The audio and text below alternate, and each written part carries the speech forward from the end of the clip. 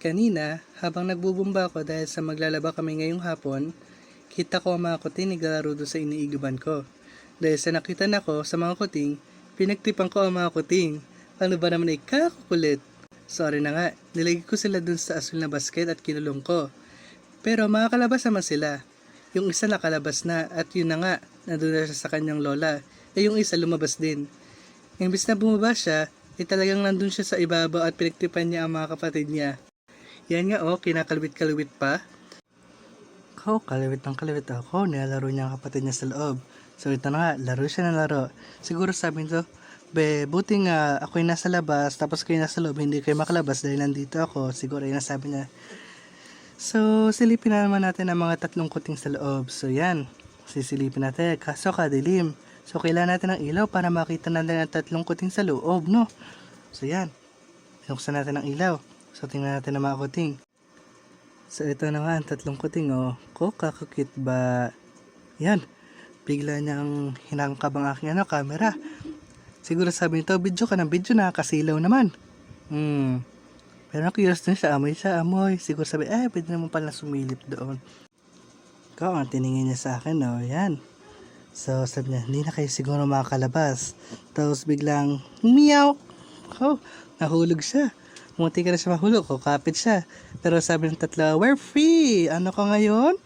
We're free! Labas. So, yan. Nakalabas na ang ating mga kuting. So, nasaan yung isa? Parang nawawala yung isang orange. Ano ba nangyari doon? Check nga natin. Ang pagod hindi na lumabas. Kawawa ka naman So, kunin natin dahil naawa rin naman ako. Kunin na natin yan. Kakit meow, meow. Kakaloko Kakit din. Tanan. So yan, nakalabas na ang 5 kuting. So tiningin sa kanila Laida. Ang pangalan niya ay si Laida. Ewan ko ba kung ba't gusto ni mama ipangalan niyang Laida kasi napanood daw niya yung video ni Sarah Geronimo na ang pangalan ay Laida doon. Yan sa uhaw ni Sweetie ay ininom niya yung aking inigib na tubig.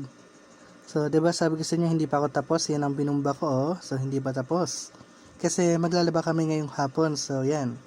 Hindi pa ako tapos kasi kakalaro sa kuting. So, ito naman, curious siya sa pagbubumba ko. Talagang curious siya. Ano bang ginagawa noon? At patas baba. So, yan. Talagang kanina pa siya dyan. Alam niyo ba yung kanina pa siya dyan?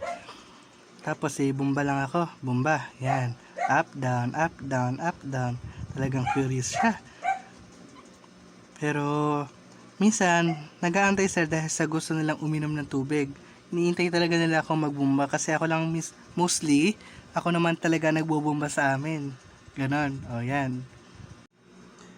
Curious ang kuting na to, Talagang titig na titig sa pagbubumba ko.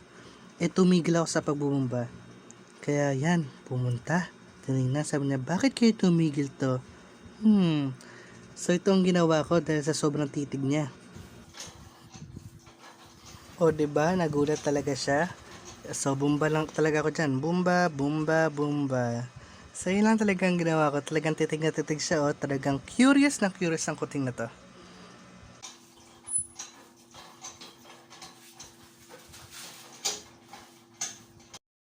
Uy!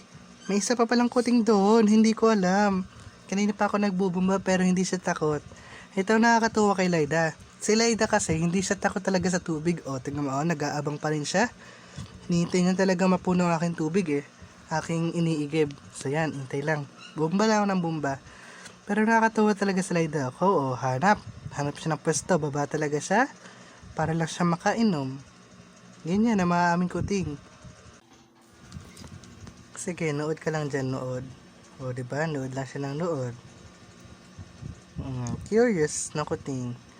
Pero wala pa kami may pangalan sa kuting na to kasi tatlo sila, wala pa naman silang color, so hindi namin alam kung paano sila papangalanan. Paano ba naman itatlo silang orange? Tapos wala pa mga color, so hindi namin alam kung anong pinagkakaiba nila. So yun.